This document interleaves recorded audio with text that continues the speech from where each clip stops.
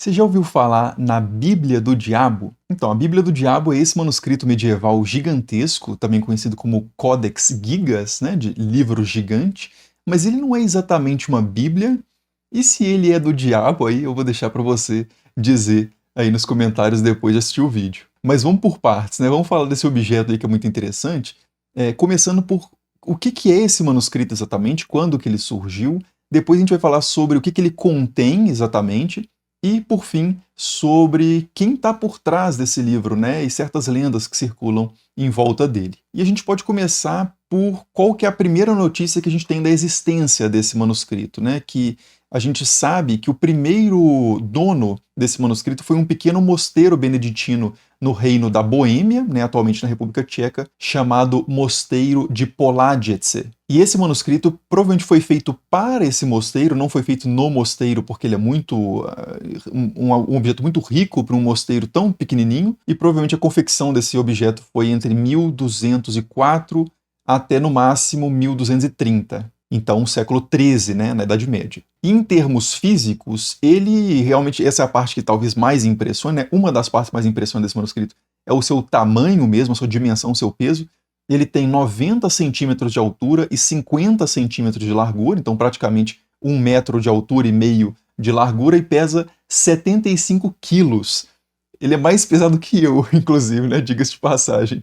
E é o maior manuscrito que a gente tem notícia, assim, né, que sobreviveu pelo menos, que está por aí exposto, é o maior manuscrito medieval da história. E para aguentar esse peso todo, essas dimensões todas, ele é feito com capas de madeira, e é uma madeira bem espessa, né, maciça, revestida ainda por cima com couro, né, então realmente para dar uma resistência muito grande a esse manuscrito, é praticamente um escudo super resistente, e essas capas, né, todos esses elementos de encadernação dele ainda são reforçados ali por ferragens metálicas, que são bem bonitas, inclusive tem uma estilização ali com uns grifos, mas não é só coisa decorativa, né, é realmente algo necessário para segurar a estrutura do manuscrito. E falando ali do seu miolo, né, as folhas que ele tem 310 fólios, né, basicamente 310 folhas, e isso dá 620 páginas, né? E cada um desses fólios é feito de pergaminho, né? Mais especificamente de velino, que é um tipo extremamente sofisticado, caro de pergaminho, e estima-se que aproximadamente 160 animais, né, burros e ou asnos, cederam, né, não, de forma não muito voluntária, a sua pele para a confecção desse códice, né? Só para esclarecer, pergaminho é um tipo de suporte, né, material de escrita. O pergaminho, muitas vezes as pessoas confundem com a forma do objeto, né, aqueles rolos, mas não necessariamente. O pergaminho é o equivalente a um papel ou a um papiro, né, é o suporte material. E você pode, e é pele de animal, né, diferente do pergaminho e do papel, que é de origem vegetal, por exemplo, ou de uma tabuinha de argila, que é de argila. Então, esses são suportes materiais. E você pode organizar isso num objeto na forma, por exemplo, de rolo. Você pode pegar um pergaminho e enrolar, aí você vai ter um rolo de pergaminho, ou você pode pegar esses pergaminhos e costurar numa lombada, né, e colocar capas entre eles, de forma que você tem um objeto que você folheia assim, né, que a gente está mais acostumado hoje a chamar de livro, e isso aí é um códice. Então o códice é a forma ali, e o pergaminho é o material dos fólios, né, de cada uma das folhas. Mas beleza, continuando a descrição do objeto, né, outra coisa que impressiona muito nesse Codex Gigas é que ele tem uma caligrafia, a escrita, né, as letras ali, elas são absolutamente regulares. O espaço entre as palavras, né, ele realmente parece ter sido feito com muito cuidado e, mais impressionante, por um único indivíduo. Isso não dá para ter absoluta certeza, mas os estudiosos, né, que se debruçam sobre esse objeto, né, que estudam esse documento, majoritariamente acreditam que sim, ele foi feito por um único indivíduo, o que é algo muito impressionante, porque se foi uma única pessoa que fez toda a escrita ali, né, se foi o único escriba responsável por esse manuscrito, então estima-se mais ou menos 20 anos para ele concluir o trabalho, trabalhando ali no ritmo normal dos escribas. Então é um material que tem um custo, né, um valor material e um valor agregado de trabalho absurdo, né? Não por acaso, esse mosteiro muito pobre que possuía esse códice, num certo momento, teve que penhorar para pagar alguns problemas financeiros que eles estavam tendo.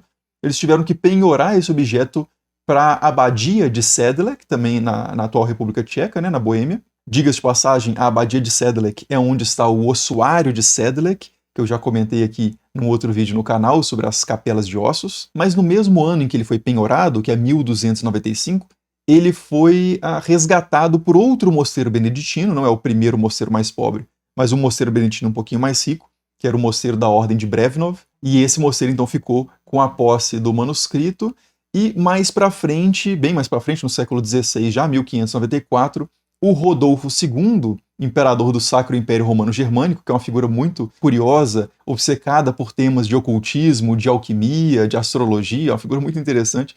Ele pega esse códice emprestado, sem a menor intenção de devolver, né? Ele é o imperador do Sacro Império Romano Germânico, e leva esse códice para o seu castelo em Praga. E em Praga o códice permanece até o século XVII, né, o século seguinte, quando acontece a Guerra dos 30 Anos, que envolve ali, uma série de potências da Europa Central principalmente, e nesse contexto de guerra, os suecos invadem ali Praga e levam entre os espólios de guerra, né, entre o saque ali que os soldados fazem, eles levam esse códice, e até hoje, portanto, o Codex Gigas está na Suécia, né, atualmente em Estocolmo.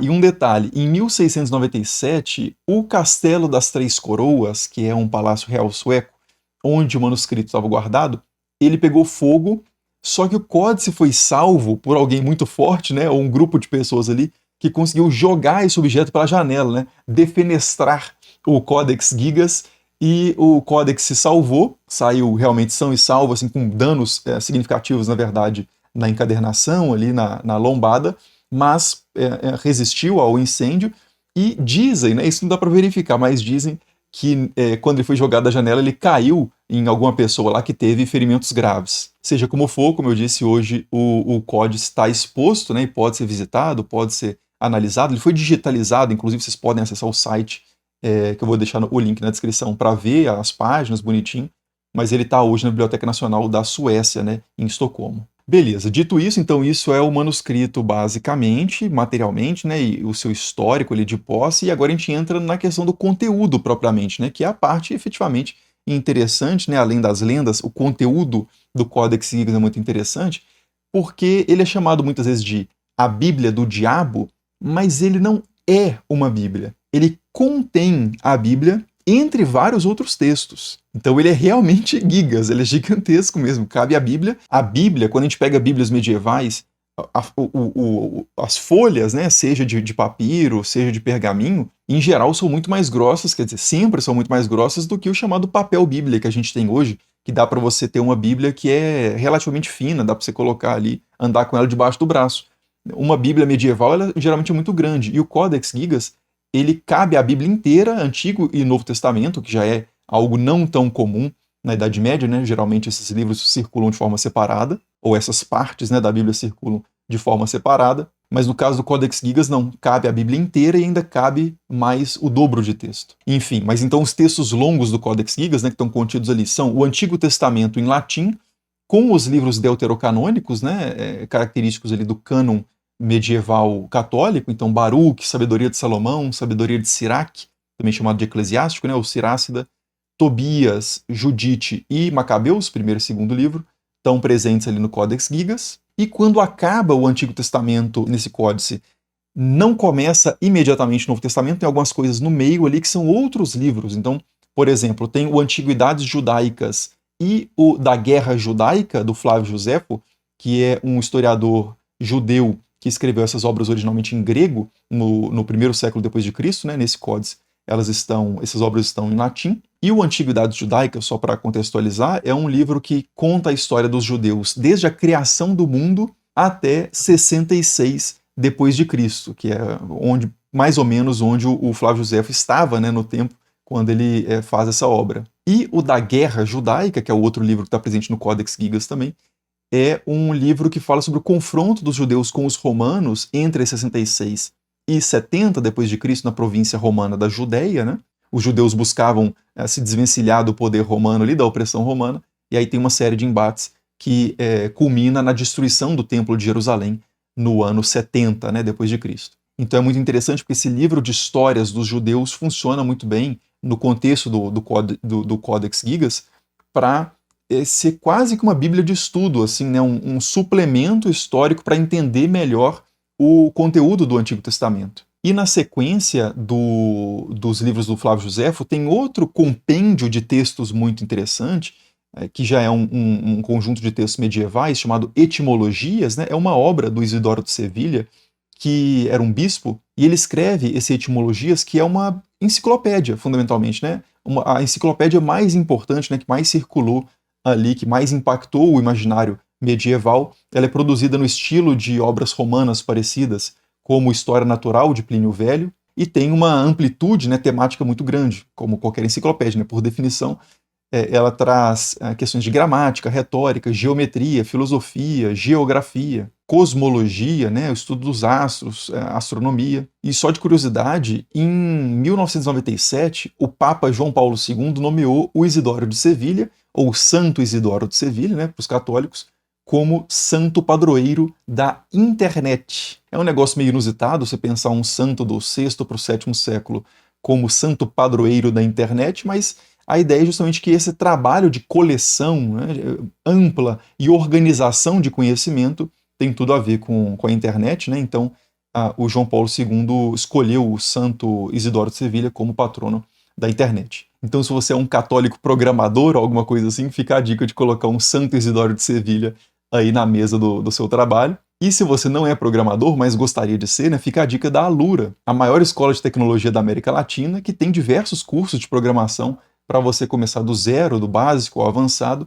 ou para você se aprofundar e se atualizar, né, caso já seja da área. Na Alura são várias trilhas estruturadas de formação que incluem também design, ciência de dados, engenharia de IA, né, um negócio que está muito em alta, e uma série de outras possibilidades também que você pode explorar fazendo um plano anual ou plano de 2 anos, que te dá, no final das contas, né, um desconto maior, um custo-benefício maior. E claro, você pode usar o cupom Estranha História, né, eu recomendo fortemente, ou clicar direto no link que vai estar na descrição do vídeo para fazer a sua matrícula, e aí você garante 30% de desconto e garante também o preço antes, né, da atualização de valores de 2026, porque os valores vão ser atualizados, né, no início do ano.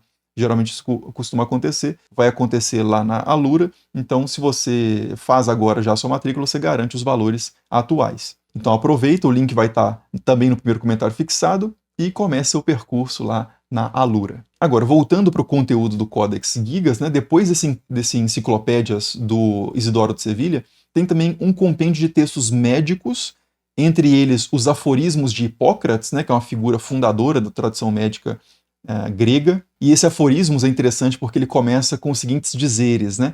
A arte é longa, a vida é breve. É uma fala que é proverbial ainda hoje, né? A arte é longa, a vida é breve, significa que é muito tempo para você dominar de fato um ofício e a vida é breve demais, né? Então gera essa ansiedade, essa aflição também de querer saber tudo, que tem tudo a ver com a lenda que a gente vai falar daqui a pouco sobre a origem desse livro, e tem tudo a ver com o pacto fáustico, né? Com venda de alma para o diabo, enfim, daqui a pouco a gente chega nisso. E aí, depois desses textos médicos, finalmente vem o resto da Bíblia, né? Da Bíblia católica. Vem ali o Novo Testamento, começando com o Evangelho de Mateus e terminando no Apocalipse. Se eu não me engano, acho que termina no Apocalipse mesmo, na ordem que a gente está acostumado. Mas os textos, né, como eu disse, esse códice é absolutamente gigantesco, tem muito texto, e além de tudo isso que eu já falei, ainda tem uma história da Boêmia, né, da região da Boêmia, atribuída ao Cosmas de Praga, um texto escrito por volta do ano 1100. Essa é a crônica mais antiga sobre a região da Boêmia que a gente tem, né? Em edições modernas, essa crônica rende umas 200 páginas, mas no Codex Gigas ela cabe em 11 fólios, né, em 22 páginas, porque realmente é muito texto por página. Imagina, né, olha o tanto de coisa que eu já falei, e o Códice no total tem 620 páginas. Né? Hoje, se for pegar uma Bíblia, qualquer Bíblia que você pega aí já tem mais do que isso, só a Bíblia. Então realmente é muito texto por página. E além desses textos longos, então esses textos que eu falei até agora são os textos longos do Códex, mas ainda tem uns textos curtos. Por exemplo, tem algumas páginas ali, 5 páginas, que trazem uma longa confissão, né, 5 páginas, uma longa confissão de pecados. Isso serve como uma lista para as pessoas, para fazer a sua própria confissão, pensarem, né, quais são os pecados que existem para ver se eu cometi esses pecados e falar lá na confissão. Então tem essa lista de pecados e ela é seguida por uma oração e a promessa de perdão e misericórdia, né, de que depois de confessados os pecados eles estarão perdoados. E isso antecede a parte que visualmente é a mais conhecida do Codex Gigas, que são 2 páginas, né? Quando você abre assim, você consegue ver essas 2 páginas simultaneamente, uma na esquerda e uma na direita. Na esquerda você tem uma representação da Jerusalém celeste, do céu fundamentalmente, ou do cenário escatológico final, né? Da restauração, da criação. Então, uma imagem bastante positiva. E do lado direito você tem o diabo, né? Uma figura do diabo ali que ocupa a página inteira praticamente.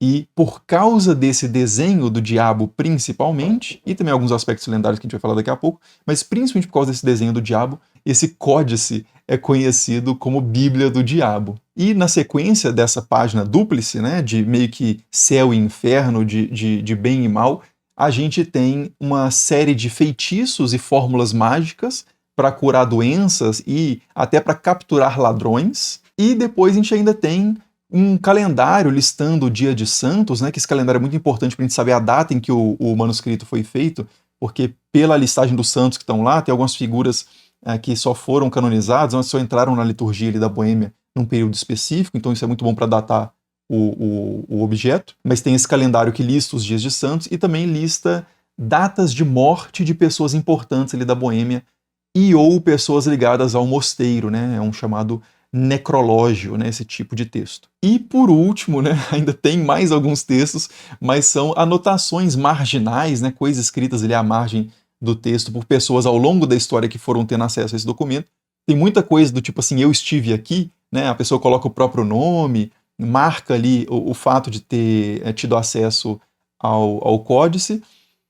Mas mais interessante, tem uma nota específica numa margem que foi escrita em 1527, e essa nota registra que o imperador Fernando I, do Sacro Império Romano Germânico, isso antes do Rodolfo II, né, que está no final do século XVI, o Fernando I está no início do século XVI, em 1527, e esse imperador teria passado uma noite no mosteiro que guardava o códice, e no caminho até o mosteiro, ele, abre aspas, né, citando aqui a nota, mandou enforcar um pregador rebelde numa pereira, né, um pé de pera, uma árvore de pera, fora da cidade. Então alguma figura aí com algum tipo de atuação religiosa foi executada, né, foi condenada pelo imperador no meio do caminho aí por algum motivo que a nota não esclarece, mas o abade que escreveu essa nota fez questão de registrar esse evento, né? Não sei exatamente o que ele pensava disso, como positivo ou negativo, né, como uma espécie de purificação da igreja, matando hereges ou coisas assim, ou se lamentando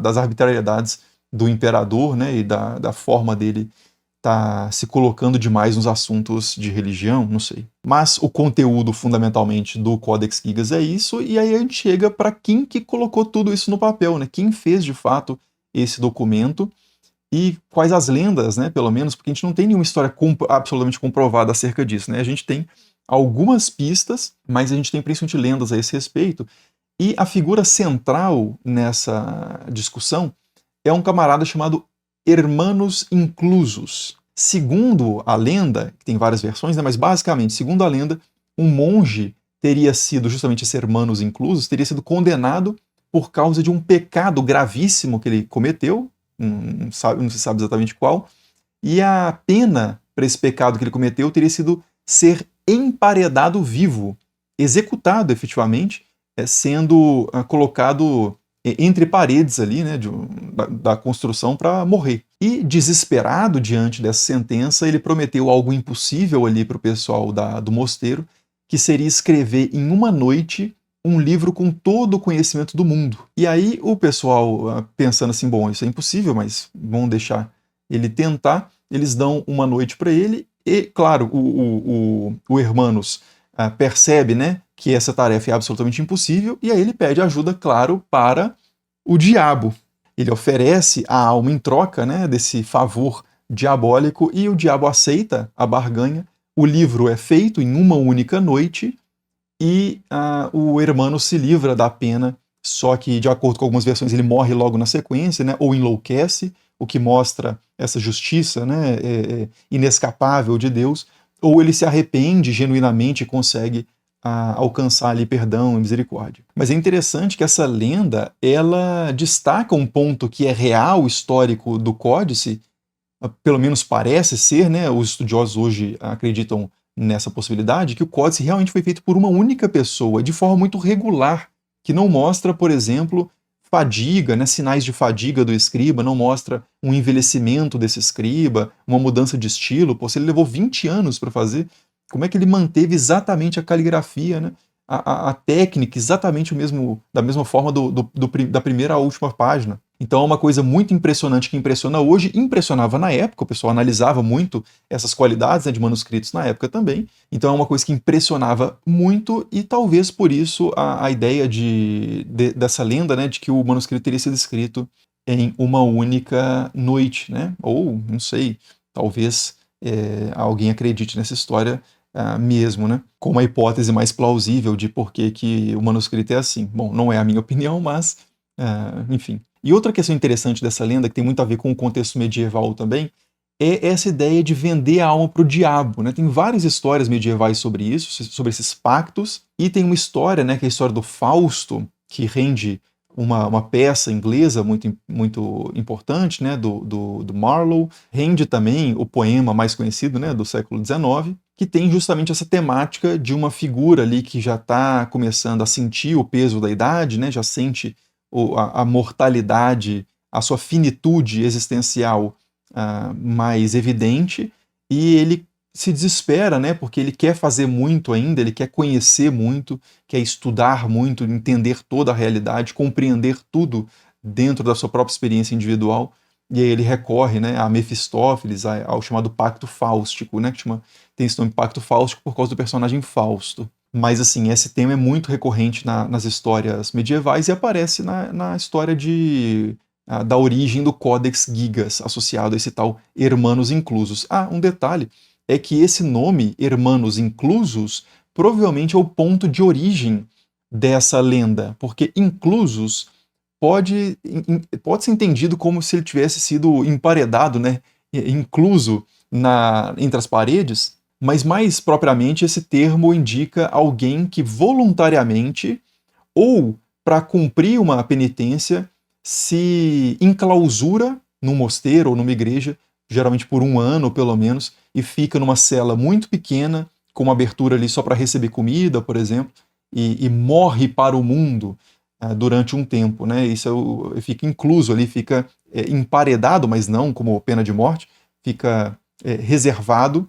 Inclusive, em algumas tradições, faz-se uma missa fúnebre, né? Canta-se o Requiem, o canto de Requiem, para simbolicamente marcar a morte dessa figura para o mundo, e depois ele sai desse processo, né? Tendo expiado ali os seus pecados em algum nível. E só para constar também, tem uma outra história medieval interessante, que um autor inglês do século XII, que é o chamado Odericus Vitalis, ele registra que é a história de um monge que era muito pecador, mas muito produtivo, trabalhando como um escriba, e no fim da vida, conta-se, né, que ele teve os pecados pesados contra as letras que ele escreveu. Então, de um lado da balança estavam os pecados dele, do outro lado da balança não estavam as virtudes dele, estava o seu trabalho de escriba, né? Cada letra que ele colocou no papel.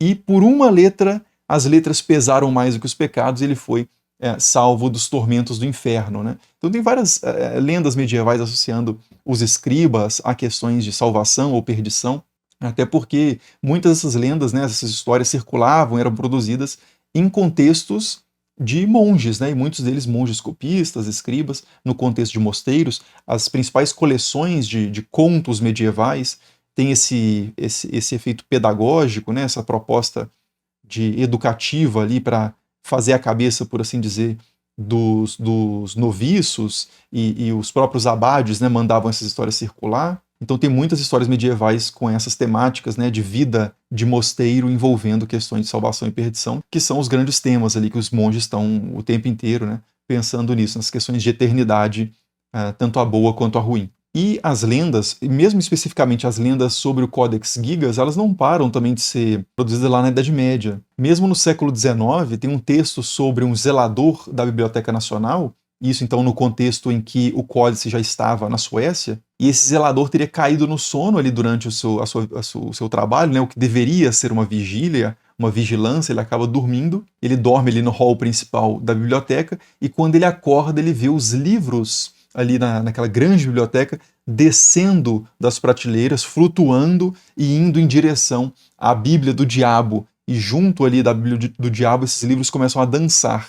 E aí o zelador fica totalmente apavorado, né, esconde debaixo de uma mesa e fica lá até a manhã seguinte. Só que daí para frente ele nunca mais se recupera, né? O texto diz que ele fica com a mente fraca e acaba sendo internado num manicômio. Então, assim, é um objeto que continua despertando, né? Desde que existe até hoje, continua despertando muito interesse. E eu deixo de novo a recomendação de vocês verem esse material por conta própria no site oficial, né, do Codex Gigas, que eu vou deixar na descrição do vídeo, e junto com algumas referências. Mas por enquanto é só. Muito obrigado por assistir e até o próximo vídeo. Falou!